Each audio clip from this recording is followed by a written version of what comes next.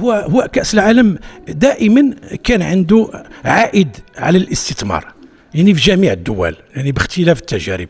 والمغرب غادي يكون هو يعني بوابه بين افريقيا واوروبا، وبالتالي يعني هذا التنظيم الثلاثي ما عمره كان في العالم.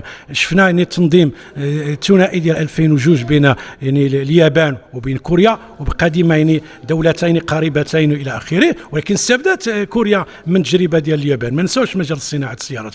وايضا التجربه اللي غادي تجي ديال 2026 بين الولايات المتحده وكندا والمكسيك، وما حتى هما نقدروا نقولوا يعني داخل قاره واحده، بينما هذه المره هو جوج القارات مدموجه في منطقه جغرافيه اللي هي المغرب والإيبيريتين. وبالتالي الاقتصاد المغربي اكيد سيستفيد في قطاعات السياحه والنقل والمجالات الخدمات الاخرى. وبالتالي غادي نتوقع ان فقط يعني في كاس العالم يمكن نسترجعوا يعني على الاقل بين 20% من الاستثمارات اللي غنكونوا درناها في 5 سنوات.